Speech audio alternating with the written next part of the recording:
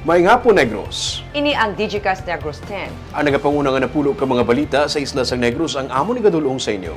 Update ninyo kami via Facebook, YouTube, kag sa KCAT Channel 11. Kag mabatian kami sa FM station nga 91.1 FMR Bacolod. Kag yari na ang top 10 nga mga balita sa Negros subong adlaw. Presidente Marcos nagpasalig nga iapirmahan nga maging isa na kalayi ang Negros Island Region Act. Grass fire sa kabukiran sa Isabela, nagapadayon. Brownouts, mapahagan-hagan, pinagi sa NGCP Cebu Negros Panay, 230 kV backbone project. Magkahagugma, patay sa pagpaniro. Kaag sa Good Vibes, isa ka Shih Tzu ginakabig nga hero sa isa ka pamilya sa barangay Bata sa Bacolod. Pinatanan sa Digicast Negros 10. Sa number 10,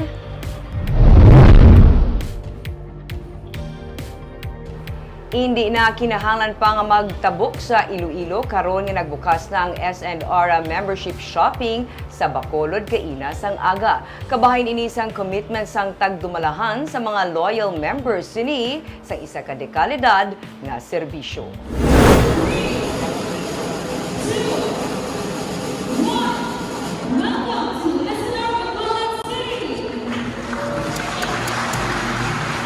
Ang bag-o ginbuksan nga S&R membership shopping sa Bacolod City kaina sang aga ang ika-27th warehouse club nila sa bilog nga pungsod.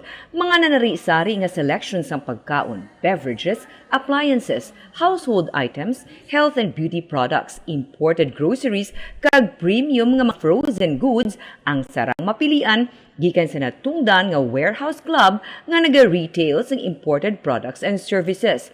Si Bacolod Mayor Albi Benitez ang dinapit nga bisita, lakip na ang mga lokal nga opisyales sa Bacolod sa grand opening nga ginpamunuan sa mga opisyales sini nga Sanday Anthony C., presidente sang S&R, Susan Ko nga chairman sang Pure Gold Prize Club kag asawa ni Lucio Ko nga chairman naman sang Costco Capital, Vincent Ko, presidente sang Pure Gold Prize Club, John Alonte, presidente sang Breadco, Willie Au, Breadco Director, Johnny Uy, Amado Uy, Presidente sang Starkey Venture Corporation kag Morning Glory Corporation. Suno kay C, ang pabukas nila hindi lamang kabahin sang ilang nga expansion, kundi nagapakita man sang suporta nga ila nakuha kasubong man collaboration nga nagduso sang ila man nga pagsanyog.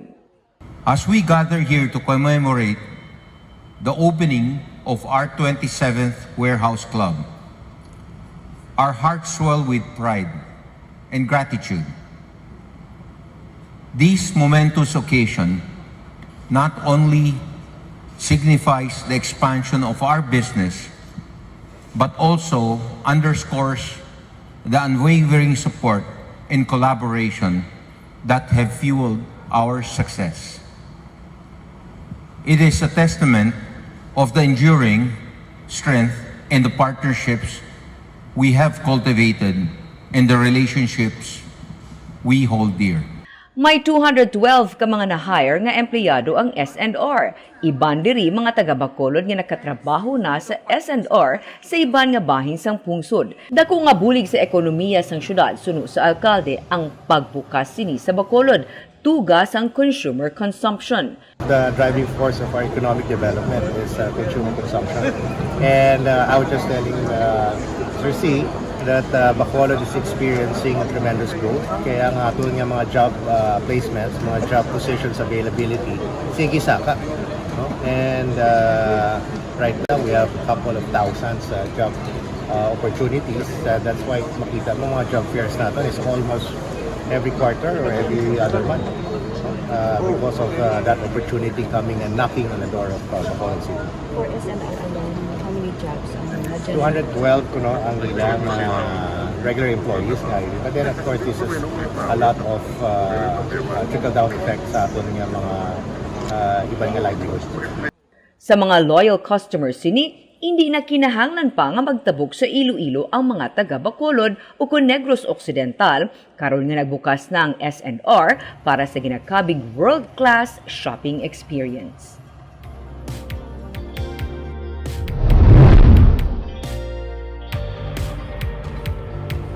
Sa number 9, big time nga saka sa bilis sa produkto petrolyo, ipatuman sa Boss Aga. Bad news para sa mga motorista. Madako ang saka sa bilis sa produkto petrolyo sa Boss Aga. Sa announcement sa mga petroleum companies, may piso kag 10 centimos nga saka sa kada litro sa gasolina sa bugod Boss Aga. Sa diesel naman, piso kag 55 centimos ang igasaka kag piso kag 40 centimos sa kerosene. Sa nagbigan na nga semana, may rollback nga 60 centimos sa bilis ng diesel, piso kag 5 centimos sa kerosene kag 45 centimos naman sa gasolina.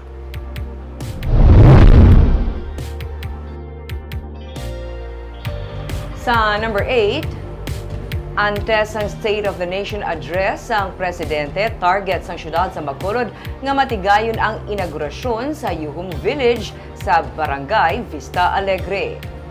Suno kay Mayor Albi Benitez, nagapadayon pa sa karon ang construction sang housing project kag mas impressive suno sa iya kung mas madamo na ang natapos sa among nga proyekto kag patigayunon ang inaugurasyon. Dugang pa niya, mas maayo kung mga 4-5 ka building ang mahuman kag kumpleto na kag natigayon ang pag-award na sa mga beneficiaries.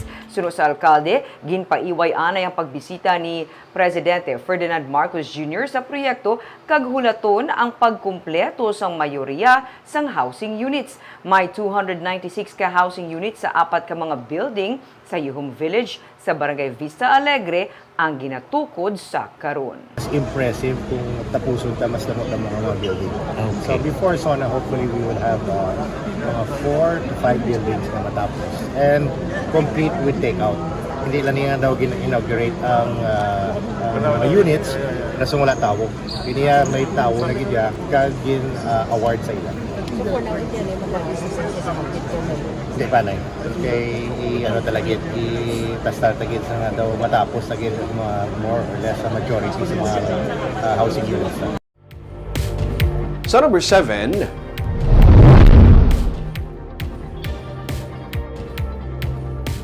ginpangunahan ni Presidente Ferdinand Marcos Jr. ang pagpanagtag sang masobra sa 4,700 ka mga klowa sa malapit 3,000 ka mga farmer beneficiaries sa Negros Occidental. May report si Nico Delfin. Kagahon pa lang nagbiyahe na ang Iloy nga si Erlinda Garfield halin sa Barangay Minuyan sa Banwa sa Murcia, pakadto sa Manuel Y. Torres Memorial Coliseum and Cultural Center sa Baguio City. Isa si Garfield sa 2,797 ka mga agrarian reform beneficiaries nga gintagaan sang Certificate of Land Ownership Award o CONGLOA sa pagpanguna ni Presidente Ferdinand Marcos Jr. kag Department of Agrarian Reform. Istorya ni Garfield nga malawig na ginaistaran sa iba niya claimant ang duta nga gintugyan sang DAR sa iya. Amo nga nalipay siya nga iya na masuguran ang pagtaliuma sa duta paagi sa CLOA. Namun yung mag-awag nito, maron ko na sila kung anong nila nga dito sa lugar. Kaya ginitaran nila nga hindi nila. Pero may warning na sila yan. Sa barangay? Oo, hindi sa amo nang yan panikay pa na mo daw bilang bayaw ko bihaw. Mga kabayan sa musipin sa loob naman lang na sa mga ako. Kaya ako kailo kami ang mga abi. Pintan nyo kami nagpapagana. Ginpahayag ni Presidente Marcos nga hindi lang duta ang ipalabot sa mga mangunguma. May kapin 50 million pesos pa nga pondo ang ginpain para sa support services halin sa constructions ng farm-to-market roads, farm machineries kag abono. Nang higit sa 11,000 titulo na ipapamigay ngayon natin ngayong taon sa ating mga magsasaka sa Negros Occidental. Hindi lamang po sa Negros Occidental at sa buong Pilipinas po. Ang susunod yata namin na pupuntahan ay sa Mindanao. Marami po kaming ibibigay din na mga titulo para sa ating mga DAR beneficiaries. At pinapangako po sa atin ni Secretary Estrella, kanya baka maabot natin ang 100,000 na mabigyan ng titulo sa taong ito. Kaya naman, inaatasan ko ang DAR na palakasin pa ang pakikipag-ugnayan sa mga ahensya ng gobyerno upang suriing mabuti at madaliin ang pagtukoy sa mga benepisyaryo upang mapakinabangan na kagad ang mga lupang saka nito. Upod kay Agrarian Reform Secretary Conrado Estrella III, nagalabot sa masobra 2,550 ka hektaryas ang duta gikan sa nagkalainlain nga banwa kag syudad sa probinsya ang nahatag sa mga beneficiaries. Nais kong bigyan ng babala yung mga nagbabalak na magbenta ng kanilang lupa. Pag wala pang 10 taon, magmula nung natanggap nyo ang titulo at ibinenta nyo, yan po ay isang malaking violation po ng ating batas. Babawiin po ng gobyerno yan sa inyo at ipapamigay sa iba. Target sang DAR nga mapanagtag ang CLOA sa kapin 1,000 ka mga agrarian reform beneficiaries. Sa record sang DAR Regional Office, may kapin 4,400 pa ka mga agrarian reform beneficiaries ang ginatinguaan nga magbaton sang na-award nga duta sa Negros Occidental karon nga 2024. Nico Delfin para sa DigiCast Negros.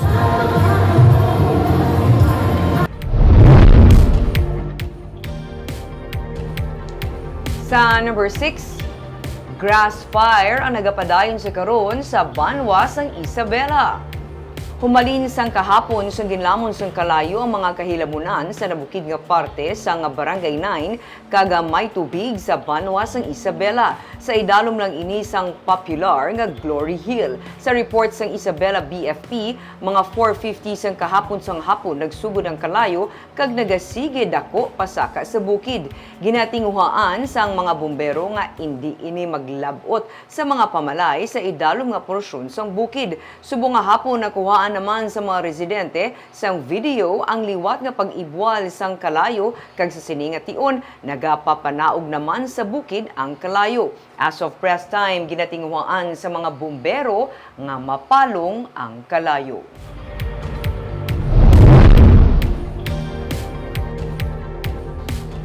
Sa number 5, ginapatihan yung magkahagugma patay sa pagpaniro.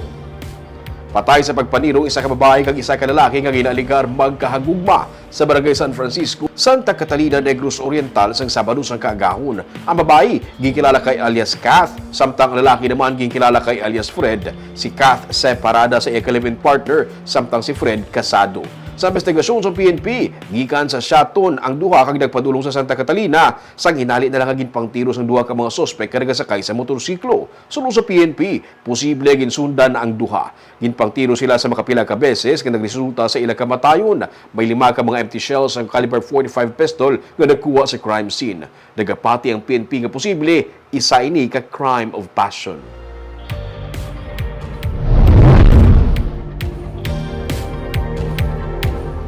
Sa number 4, 5th District Representative Emilio Yulo naghinyo sang bulig sa DAR para sa mga agrarian reform beneficiaries nga apektado sang mainit nga panahon.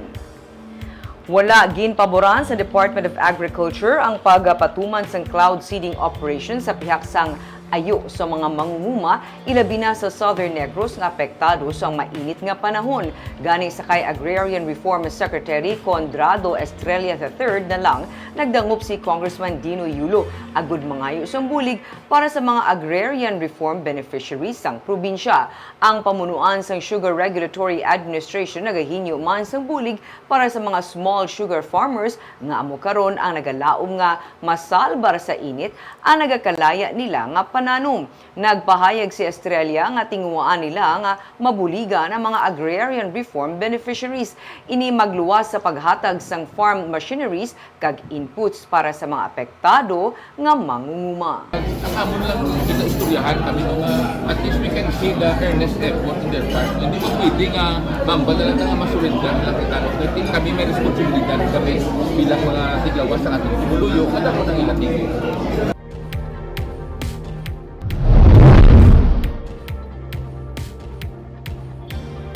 Sa number 3, Banwa sa San Enrique ang ginpaidalom na sa state of calamity. Hindi kasunod sang halit sa pananom kag palagabuyan nga dala sang El Nino phenomenon. Sunod sa kay Mayor Gilson Tobeliara, sa isa ka special session, gin-concur sang Sangguniang Bayan ang rekomendasyon sa Municipal Disaster Risk Reduction Management Council ang pagpaidalom sa Banwa sa state of calamity. Sunod sa kay Tobeliara, tigayon na nga na magamit sang Banwa ang pondo sini para mabuligan ang mga apektado nga mga pumuluyo.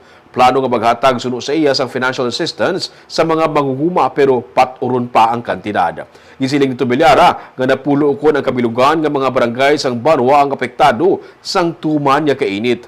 Ang kahalitan sa agrikultura nagdangat na sa 9,951,589.70. Ini nagalakip sa kahalitan sa humayan na kagtubo gayara sa 7,458,547.70 kag fisheries gayara sa 2,493,042 pesos.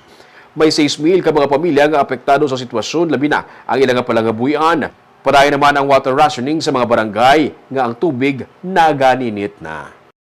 Ginatunan sa agriculture kung anong mabulig namon. Ba't sigurado kapag isang kasasin. So, usaron nyo na ng inyo nga calamity fund, Mayor? Yeah, part of it. So, Manghatag ka mo, Mayor, cash assistance or anong assistance ihatag sa affected, Mayor? cash assistance si Governor Matag mo ganit. Pero halin niya sa calamity fund, yung mahatag ka mo assistance. Yes.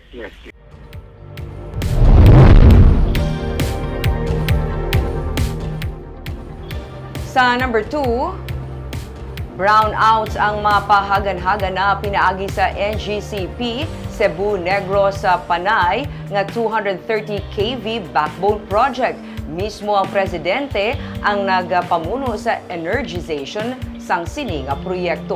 Yaring report ni Romeo Subaldo. Kung sa tuan ay 180 megawatts lang nga kuryente ang matransmit sa Cebu Negros Panay nga grid, subong napadakuan na ini. Sa Cebu Negros nga grid, napasaka na ini sa 400 megawatts, kag 490 megawatts naman sa Negros Panay nga grid. Ini pinaagi sa Cebu Negros Panay 230 kV backbone sa National Grid Corporation of the Philippines sukun NGCP. Bot silingon, mas may malapad na nga alagyan ang kuryente nga nagatabok sa 3 ka mga isla. Kung kulang ang power supply sa Negros kag Panay, pwede makakuha sa Cebu. Kag kung kulang ang Cebu, pwede makakuha sa Panay kag Negros. Sunod sa dinapit nga bisita sa energization sang sininga project sang NGCP nga si Presidente Ferdinand Marcos Jr., samtang nagadako ang populasyon sang sininga mga isla, mas dako nga kuryente ang kinahanglan gani, mas dako nga alagyan ang kinahanglan man. Gani dako nga bulig ang ini nga proyekto. Combined population of Western and Central Visayas is more or less 16 million. The contribution of the two regions to our economy was a robust 2.24 trillion pesos in 2022. As the population expands and the economy expands, so must the power supply. Kaag ang surplus o kung sobra nga power supply nga ginaproduce sa mga solar farms sa Negros, mapusla na sa iban nga mga isla nga nagakinahanglan sini. Dito sa Negros, there is a surplus kasi maraming solar, pero hindi na ilalabas lahat na is stranded power. So, yun, mailalabas na natin not only for, if you look at the map, ang linya goes from Panay Island across Negros, tapos submarine cable hanggang Cebu. So, ibig sabihin that the transmission for that whole area that transmission line will service is now aligned together. Si Mayor Abby Benitez nagsiling nga hindi man madula ang brownout sa sining nga proyekto, kay man kadamo sa mga rason sa pagluntad sa brownout o kung power interruption, pero makabulig ini sa pagpahagan-hagan. Well, yun nga tinanong ko kanina Sabi ko sa NGCP, wala nang brownout? Makakatulong, definitely. No? But of course, brownout is not just transmission. It is a combination of supply, generation, and all the other technical stuff. So, but from the transmission component, makakatulong to dahil mas malaki na ngayon ang cable bringing in power dito sa Negros. Isa pagid sa mga bentaha sa sining nga proyekto, kay mapadubo man sini ang congestion cost sang kuryente. Nagadepende man abi sa alagyan sang kuryente, ang presyo sini gani kun mas may malapad nga alagyan, may mo man ini makapanubo sa presyo sang power supply. 67.89 billion pesos ang balor sa sining nga proyekto sang NGCP kag sapyak sa mga pagpanghangkat para mahuman, natapos gid man kag sa karon ginaagyan na sang power supply nga nagadalagan sa 3 ka mga dalagko nga isla sa Visayas. Kaag sa numero 1 sa mga balita, subong adlaw.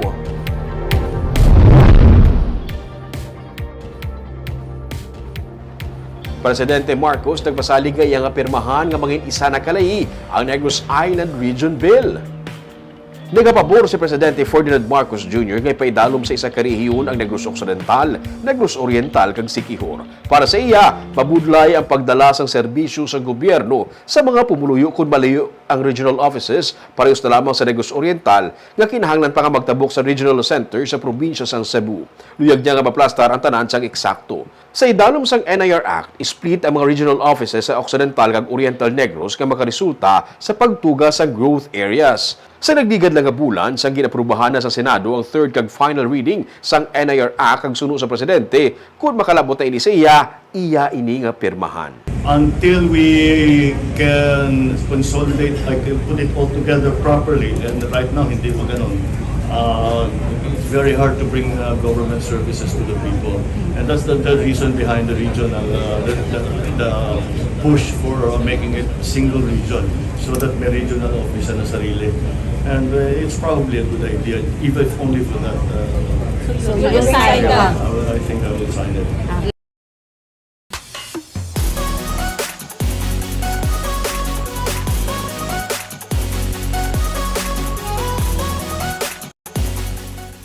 Sa Good Vibes, isa ka 3-month-old nga Shih Tzu ang ginakabig nga hero sang isa ka pamilya sa Barangay Bata sa Bacolod City. Bangod sa iya, nabugtawan ang pamilya kag nakita nga may manog nga nakasulod sa ila nga balay. Ang bad news, napatay ang amo nga ido matapos nga makagat kag nalambudan sang manog. May report si Romeo Subaldo. I-risk ang kabuhi para pamilya niya. Mga dog lovers ang katapos ang Hurilia family sa Gold Crest Subdivision sa Barangay Bata sa Bacolod City. May mga Shih Tzu sila nga mga hinuptanan nga mga ido. Gwa sulod lang ang mga ido sa ilang balay kay katapos ang pamilya ang pagtrato sa ila. Ang pinakahuben, ang 3-month-old nga si Z. Sang Sabado sa kaagahon, samtang nagakatulog na ang mga tagbalay, wala untat sa pagtaghol si Z sa sulod sang halos 1 minuto. Dugay-dugay, nabatian na lang ni Carlo Bantilio nga nagpiyangak na si Z. Namurag-muragan siya, ginpalapitan niya, kag nakibot siya sa iya nakita. Nagalambod na ang isa ka python sa lawas ang ido sa likod sang ref. Sagi pag flashlight mo siya, okay mo lang kagating kaya lang sa kabi ko katulog ng blaon. Tapos may yelo siya ng kwan, pisaw-pisaw ko mataw ka bago nang kubugtaw mo, namurag-muragan po ko igo pagkita umanog nga mamo kadagko niya gapulopot na siya. Kadagko. Gapulopot mo na ako natingkaya ko diyo kay ano ko tindog do na udom ko blaway nadulaan ko sa pirsa sa paa sa kulba syempre bago kubugtaw mo. Duda nila, nag-agi ang manog sa busnot sa screen sa bentana. Posible man kuno nga gikan ini sa creek sa tupad sa balay nila. Gani-galayo sila nga nagtawag sa mga tanod sang barangay para mabuligan sila sa pagkuha sang manog.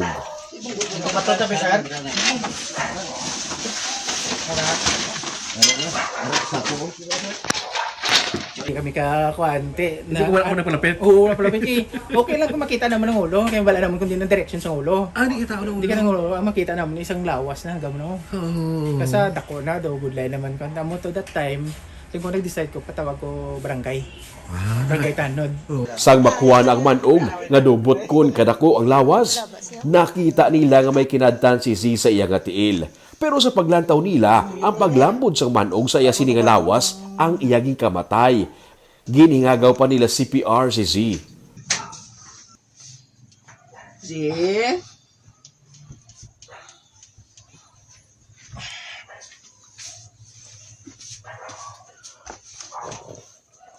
Wala gid matabangan ang ido. Napatay si Z. Masakit para kay Charito Hurilia nga makita ang gindangtan sang iya ginakabig nga baby. Siya gid abi ang nagaatipan diri humalin sang gidbunag si Z. Hindi ko joy ako gito yan nagtatang. Ay, ikaw gid alaga, imo alaga. Ako gini nag-alaga sila ya, magmasakit ako man. Siya Hindi na patitiyon sang iloy. Muto sila, pagkatawag ito, hindi magpatiting iloy, ginapastiguyan. Ako gito gina-dropper ko sila. Para kay Chucky Hurilia, hero si Z. Kung hindi tungod sa iya, wala sila mas nga may nakasulod nga manog sa ilang balay. Pinalang ka metros gikan sa nahamtangan sa manog, may nagakatulog nga mga tagbalay sa natabo ang insidente. Risk ang kabuhi para pamilya niya. Dasundo, ang loyalty. Ito mambalta sa, di ba, discipline naman sila. Maski nung mga sila is loyalty sila Japon. Gini-protect nila ang ilang mga core family. Nalubong na si Z, pero magapabili ng iyang mga masadya nga mga memories bilang isa ka paladungsing kag naga paangga permi nga miyembro sang ilang nga pamilya. Para sa pamilya, no, hero ya si Z. Si Z para sa ilang katungod kuno kung wala siya ni sige tagulo, wala siya nagpiyangak, wala niya mabugtawan nga may manog ka nakasunod sa ilang balay. Si Hero, ginming kay offer niyang life niya para sa ila. Kagabay ito mga balita sa Negros Subungan Adlaw. Kay man sa panahon karon importante nga may ihibalo ka sa nagakatabo sa imo nga palibot. Kung dapat balanse kag eksakto mga impormasyon. Padaan kami nga magapangalagad sa Negrosanon. Ako si Barbara Mijares. Tugtog sa buwas, ako naman si Romeo Subaldo, mayong hapon.